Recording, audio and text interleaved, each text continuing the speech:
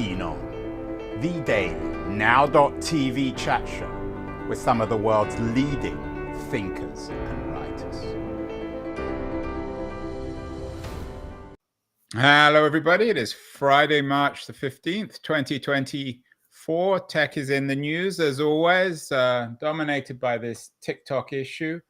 The House a couple of days ago passed the bill that could, at least according to the Washington Post, ban the app in the US. The Wall Street Journal reports that Steven Mnuchin, who had been, I think, Trump's Treasury Secretary, is putting together a group to buy TikTok. And of course, Keith Teare, the author of That Was the Week, tech newsletter, which focuses on the week in tech, is focusing this week on TikTok. He has an AI-produced image which presents a man in front of a map of the world, Keith, looking rather confusedly at it. And the title of the newsletter this week is Ban Foreigners Owning Key Assets? ? Is this why this guy's confused in your image? I think he's not confused. He's contemplating. He's meant to be American. Clearly, there's American flags everywhere, and he is contemplating national policy as it pertains to assets, which I thought is super funny when you think about it, Andrew. I mean, which country in the world owns most assets outside of their borders in other countries? America, right? And how many of those assets are key? All of them. It's like oil and natural resources and pharmaceuticals. There's all kinds of stuff. So here's America saying it's not okay for foreigners to own assets in another country. It's super. So what's your take on what's happening here, Keith? I mean, it's on one level absurd and humorous, on another level very disturbing. Is it just the rise of xenophobia, both on the left and the right in American politics? It seems Biden and Trump, for example, are on a relatively similar page on this one. Well, look, I think there's some facts that are correct. For example, the Chinese government does have policies which impact what TikTok does and doesn't do inside China. Because ByteDance, the owner, was originally Chinese, it's now 60% American owned by big banks mainly. But just like Google is subject to US laws, TikTok is subject to Chinese laws. And just as in America, the government is the ultimate authority, so too in China. In China, it happens to be the Chinese Communist Party. Here, it happens to be some blend of Republicans and Democrats. So the facts do say, okay, this is not a wholly US thing. But even when it is a US thing, they want to control it in the House, as we talk about often. So I don't think there's really a genuine threat. I think it's politics. What's the best argument? Is it that Google isn't allowed to be distributed in China? Actually, it isn't true. It's not a tit for tat thing? No, because Google is allowed to be in China and chose to pull out. They chose to leave a few years ago. To their credit, I think. Whereas Apple didn't. But Apple is slightly different. They manufacture a lot of their products in China, whereas Google is a front-end web product. What about Facebook? No, but wait, Andrew, 50% of Chinese smartphone owners use iPhones and the App Store. So it's not just hardware. Yeah, but they also control what you can and can't see in the App Store. What you can access in the App Store in the US is different from what you can access in the App Store in China. Isn't that right? Totally true. But one of the things you can access is WeChat. And WeChat is pretty much ubiquitous amongst anyone in China with a smartphone. And that's where private conversations take place. And that's completely, they have keyword catching to block things like Tiananmen Square. But every government does that. I mean, I don't think the Chinese government's any more permissive. So is this just I've used this word, we used it last week as well, virtue signaling, at least in what virtue is on the part of the American government. Are they serious about this? Is this just pre-election nonsense, or is it for real? And does it suggest a descent into economic nationalism in the 2020s? That economic nationalism must be part of it, but it isn't a pure narrative because, for example, Trump is against the TikTok ban, but quite a few Republicans who are Although he seems ambivalent, as always with Trump, you're never quite sure what he probably doesn't know himself what he thinks. It just depends on what benefits him. Correct. Why is Biden? I mean, this is not a politics show, but why it's not just Joe Biden, but the Biden administration? Why are they pushing a TikTok ban? I think there's massive sensitivities about being seen to be soft on, there's a list, right? Migrants and China are two of the things on the list. TikTok is a proxy for China, really, even though it shouldn't be. That's how they use it. Yeah. And so I think it's a sign of the opportunism in politics to speak to the crowd or what they think is the crowd. In this case, I think they may have called it wrong. I mean, I don't detect any, my kids use TikTok and I don't detect any negativity. They fully know who owns it. Well, why would they care? Why would they care? Yeah, and the reason they use it, by the way, is because it's really good. Yeah, well, you can't blame the Chinese for that. What about the argument made by some people that China has access to all this data on TikTok, the Chinese government? What does that even mean? Well, let's assume they could see 100% of the data, which of course they can't. But let's on TikTok, what people. Let's pretend they could. You and I can go on TikTok and find out what people are saying. No, but I mean, let's pretend they've got access to the log files, and they can put them through database parsers and try to figure out trends. Or let's imagine they can use those log files to target political messages to individuals more susceptible to listening to those messages based on profiling them.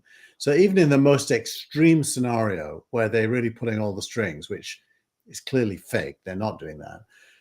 What's the harm? I mean, where's the damage? I still don't think they can brainwash people into believing things they don't already believe. So I just don't see the problem, actually. I think it's a fake problem. And it's insecure politicians. That may not be why they do it, but they clearly are insecure about controlling the message. And they hate it when the message may be out of their control.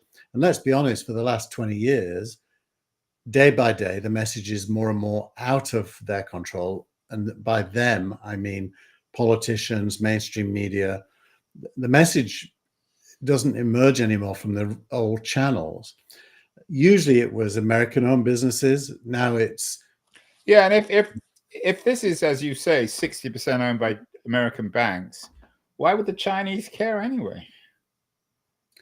The Chinese, if they care at all, and I suspect they don't, they're rather amused, I would guess. Probably amused. The Americans look very mature. But if they did care, the only reason they'd care is to get a better understanding through data of America. And, ultimately that probably would be a good thing for the world if everyone had a better understanding of each other's populations. Yeah, I mean, it's rather painful, Keith, for me to agree so wholehearted with you. Usually you and I disagree on stuff. I mean, this is just absurd, and it's united the tech press. The information, which we're going to talk about later, is against it. The EFF is against it, although one would expect that. Vox is against it. I mean, everybody is against this. Well, not everybody. I mean, everyone within the tech media. Is anyone in Silicon Valley in any way sympathetic to this? I could be speaking out of turn here, but I think... Well, please, I want to speak I think the all-in podcast people are split, but some of them are for it. That's Calacanis. David Sachs, probably. And I think that Elon is probably for it, but you can imagine why he might be for it. It clearly helps Twitter if TikTok is damaged. And when we say for it, by the way, it probably should be clear. The bill requires a breakup. It requires ByteDance to sell TikTok to an American owner. And the Mnuchin thing is close to corruption, I think, because Mnuchin was somebody who fought for TikTok to be treated as a special case from a regulatory point of view, and is now popping up as a possible buyer with a consortium. Whoa, I mean, that is kind of crazy. And I'm guessing that the Facebook people are rather enjoying this. First, it takes the spotlight off them, and secondly, it can't be bad for Facebook, which is, with Instagram, the most natural competitor to TikTok, isn't it? I think it would like to be, but it's not even close. I mean, TikTok dominates that short form video. It doesn't dominate other things. So if TikTok is thinking of producing a photo app that would compete with Instagram, because Instagram is far ahead when it comes to photos. But yeah, no, I think they all are laughing all the way to the bank, because anything that harms TikTok helps them, which you would think would be antitrust on the face of it. I mean, if Lena Khan was watching, she'd have to defend. You couldn't resist bringing up your girlfriend, Keith, Lena Khan. Well, surely she'd have to defend TikTok. Isn't she shocked? And wouldn't she be shocked with this? I mean, I have no idea. I can't read her mind. But well, Lena, if you're watching, we need to know how you feel about TikTok. It would be anti-competitive to get rid of them. That's for sure. I mean, what's the most direct competitor then to TikTok in the US? Is it YouTube? I think YouTube is close, but a latecomer as well to this particular format. You know, it's interesting how consumer apps, the format is everything. I think it's the same is true in TV, by the way. The guests and the substance are important, but the format is what triggers people. Is TikTok, does it have legs in the long term? Could it be? Yes. A short form success, but in the long run it goes away? I doubt it, because it's dopamine fueling.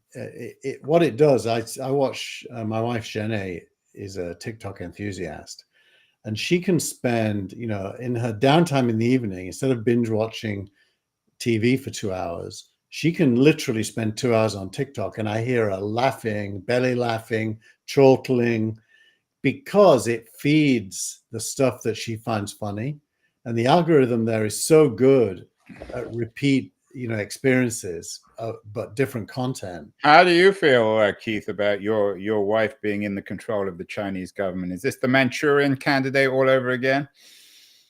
You know, what happens if she starts spouting the propaganda of Xi and the Chinese Communist Party after watching TikTok? I think based on where her and I are politically, I'd accuse her of becoming more right-wing if that was to happen. Well, we agree 100% on this one. I hope it goes away. It probably won't. What else is happening this week? A relatively quiet week outside TikTok. You had an interesting piece in the newsletter this week on the Vision Pro as an over-engineered dev kit. What does that mean? Dev kit. So this is coming from one of the founders of Oculus, who was acquired by Facebook and has the Quest 3D face mask. He's a very experienced and thoughtful guy. He says a lot of good things about the Vision Pro, but he says, whereas other people say it is a version 1, he calls it a dev kit, which is less than a version 1. It's where it's mainly built for developers to get familiar with. You have one. Is it version 1 or a dev kit?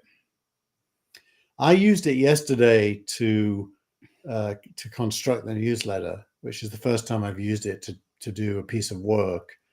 Yeah, I don't think it's a version 1 yet, because I couldn't complete my task on it. I had to take it off. You're regretting that $3,500 you spent? No, because just watching movies on it over a year will pay for that, I think. What happens if you put it on and you look at TikTok? Do you become controlled by the Chinese government? TikTok does have an app for it, and it's a super good implementation. Oh, now we're getting to the truth. But to be honest, I used it once. We need to doubly ban it. AI, of course, remains in the news. You had an interesting piece from Strange Loop Cannon, a good Substack essay on how LLMs have special intelligence, not general, but that's pretty impressive. And interestingly enough, it's Claude 3, which is leading the leaderboard at the moment. It beats ChatGPT, beats Gemini. How impressed are you with Claude, Keith? I know we've talked about this before. And what does Strange Loop Canon tell us about LLMs in terms of their special intelligence? So Strange Loop Canon is the newsletter of Rohit Krishnan. I strongly recommend reading it. He's a really good writer. Yeah, I just subscribed. He has 10,000 subscribers, so he's clearly doing something right. Yeah, he's super smart. He's British, and he's not Chinese, I hope. No, if he was anything, he'd be Indian, I think, with a name like Rohit Krishnan. But he's British, and he's a deep thinker. He's very numerate, very data savvy. And what he writes here is just a clarification, really. It rings close to what we discussed initially when we talked about ChatGPT. And that is to say that these things are really good at specific things. And if that's your job, if any of the things they're good at is your job, it's going to save you a lot of time and make you better at your job. And that's what he calls special knowledge as opposed to general intelligence. And I think that's exactly right. Your Claude 3 question is interesting because I've been using OpenAI for SQL programming for probably a year now, and it is very good. I tried Claude 3 over the last 2 weeks, and it is better. It's definitely better. So you have to acknowledge, Keith, you're wrong, because you've been telling me for months that OpenAI is miles ahead of, and ChatGPT is miles ahead of everyone else. You're wrong. You were wrong now. Well, I'd put it this way. Claude 3 has caught up and maybe surpassed it a little bit in some areas, but that's a year after GPT-4 was shipped. I'm going to guess that OpenAI is close to GPT-5. Is this going to be like the wacky races where every week someone else is ahead? I mean, yes, in the rankings that Krishna writes about, Gemini isn't far behind. They get 99.6%. ChatGPT gets 99.99%. Claude gets 99.9999%. So they're all pretty close, right? They're close, but remember, those are IQ numbers, and you and me have IQs bigger than that. Well, speak for yourself. So he's saying that they're as smart probably as an entering undergraduate in university as a kind of an average. Which I don't know whether we should be chilled by that or pleased. But in specialist subjects, they're way better. Well, when it comes to fear of AI, you had two interesting pieces in the newsletter this week. One from the Wall Street Journal about how OpenAI's AI videos are so good that they should freak us out, and another about an AI video that will blow your mind and maybe even scare you, an OpenAI video. How impressive is all this video OpenAI, or not OpenAI, video AI, Keith? And is OpenAI leading here? Well, it's interesting. The Wall Street Journal interviews the CTO of OpenAI, and she in the interview points out the flaws in the video. For example, there's a bull in a China shop video where the bull is trampling all over China, but the China, meaning you brought out the Chinese again, Keith. Exactly. Cups and saucers. It wasn't cups and saucers, it was Beijing and Shanghai. But the bull is trampling all over the China, and the China doesn't break. So she points out that, look, it isn't perfect because it doesn't understand. But that's a metaphor for American failure to deal with the Chinese, isn't it? Could be. Could definitely. We could certainly shoehorn that into the conversation without any doubt. So what is OpenAI? What is the OpenAI videos? Why is it so impressive and scary? It's impressive because, and she breaks it down, you know, there's 60 frames a second in video. Somewhere between 24 and 60, depending on the format you use. And every frame has to be organically connected to the frame before, plus the change. And for an AI in a minute to produce 60 times 60 frames, that lead to a linear video that looks as if it was filmed is already very impressive. And the fact that it can pick characters, scenes, objects within the scene, and follow everything through frame by frame, and can do that based on you giving it just some text, a storyline, if you will. No, there's no doubt that's how hard would it be? I mean, you've got your image, which you use some of the graphic AI to create at the beginning about an American staring at a screen of the world. How hard would it be to turn that into video? I'm sure when they release Sora, I'll be able to say, give me a 30-second video of that scene where the guy stands up and throws a tomato at the screen at the end, and it will be able to do it. So when the pieces talk about forgetting Sora, they're saying that OpenAI's video is already really impressive, and Sora's going to blow it away.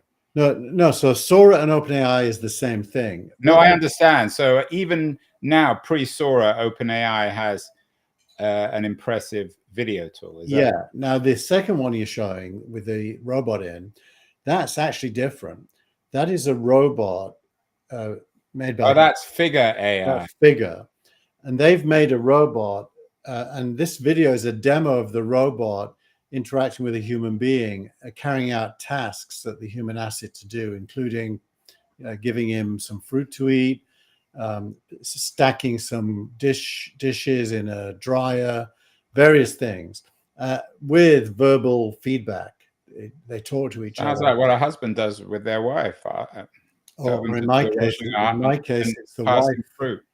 My wife walks into the kitchen and says, "There's some cleaning up to be done," and then leaves. Well, then she goes back to watching TikTok. She's obviously been programmed by the Chinese, Keith. Then you should take her to the doctor. I should. Well, OpenAI is scary, but there is some normal stuff still going on. I got an interesting piece. Everyone kind of wrote Coinbase off last year, but they seem to be coming back. They raised $1 billion through convertible notes.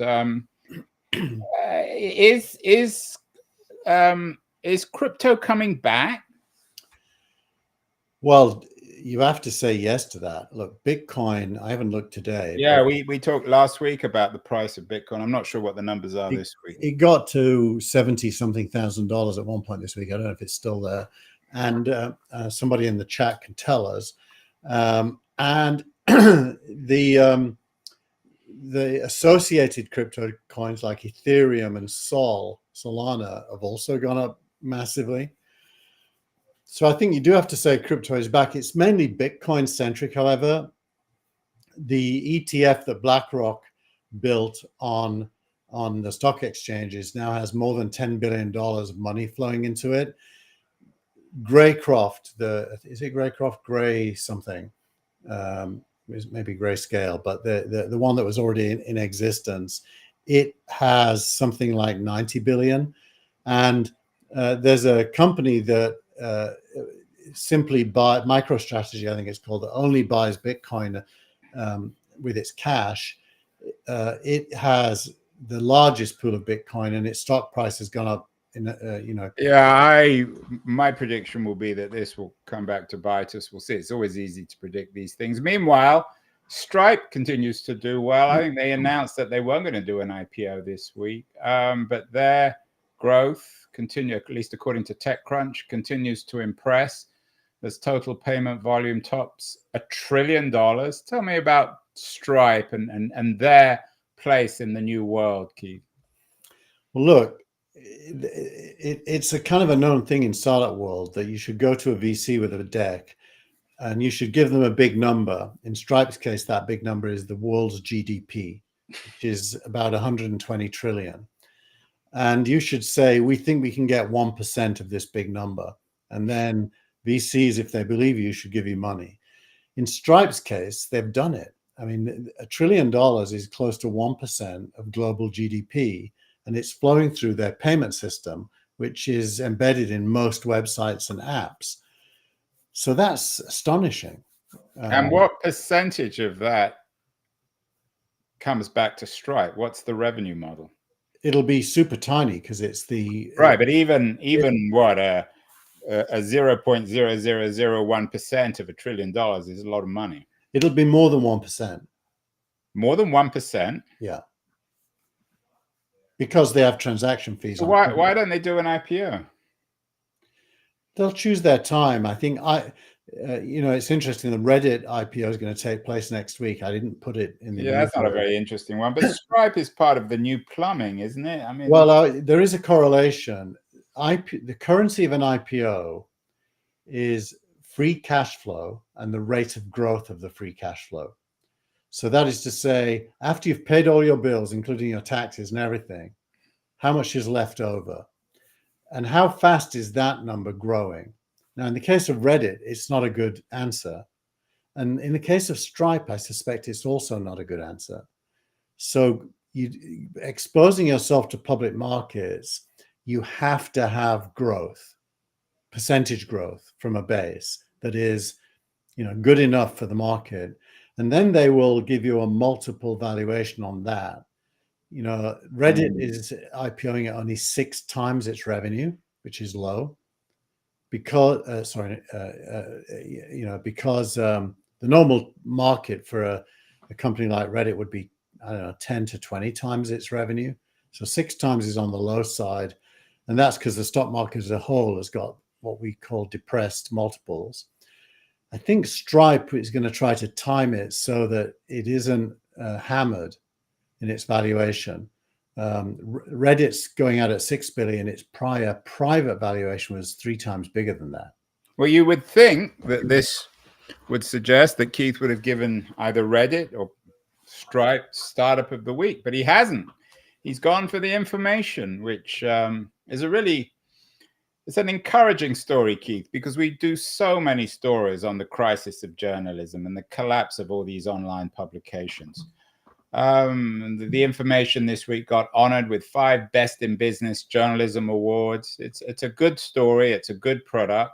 What is the information doing right that everybody else is doing wrong? Well, the first thing it's doing is proper journalism. It actually goes and seeks out stories and facts. And but everyone, I mean, anyone can do that if they've got the resources. Well, it's also doing, I don't know if everyone, we'll come back to that, but so let's stick on the first answer. They're doing good journalism. They're doing good investigation. They are focusing in on stories that actually matter to the tech world, which is their audience. So they're not writing fluff pieces for the most part. Almost everything is meaningful. And when you read it, it forces you to consider it. I think that's really good. I think Jessica Lessin seems to be an extremely good CEO. She has built a very good team, and she doesn't lead from the front as in this is all about me. Yeah, she's certainly no Mike Arrington, is she? She definitely is not a Mike Arrington, but we love Mike Arrington. So speak for yourself. Of course, she's married to Facebook money. Have they invested huge amounts into the information? What's that? Their business model is, of course, subscription. It's hard to get access. I used to subscribe, but it was rather expensive. But it's probably worth it. Is their entire business model based on subscription? It is. I think it is, and it's, as you say, it's not cheap. I'm a subscriber, and I've forgotten how much. You have to be as Mr. Investment. You have to keep up with stuff. It was a large amount of money put in by perhaps her family and their friends. I don't believe it was, Andrew. I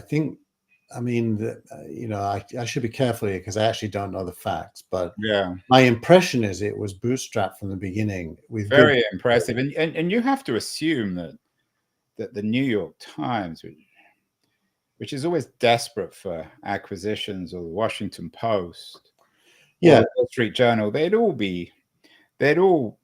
give Jessica Lessing a blank check for the information. Yeah. Well, it sits alongside Axios and Politico and the Atlantic. But it makes money in contrast to the Atlantic. It's not some philanthropic thing. Yeah, it does make money. And it does, they do events. I actually think they leave a lot of money on the table because they do have the gravitas to do events that people would show up to. I look at Connie Loizos at TechCrunch, who now runs TechCrunch for its owners, and she's very good with her newsletter Strictly VC, which is now owned by TechCrunch. Strictly VC does these events that sell out. I do think that journalism and events go together super well. And the information does do some events, but I think it could actually make a lot of money doing them better. And presumably Lessin isn't desperate to sell out in terms of New York going to the bank herself, that she already has money in the family. Yeah, I don't know her personally, so I can't judge that. But it's a good story, and it should be a model for other journalism startups. Does it suggest that there are opportunities in other verticals? The Athletic, of course, sold to the New York Times, but the information focuses on tech. I presume that they're not thinking of going into other verticals. There are others, Andrew. Do you read Unheard in the UK? Yeah. So yeah, it's good. I mean, you probably like. I don't like its politics. You probably like. It's a sort of libertarian, a right-wing libertarian thing.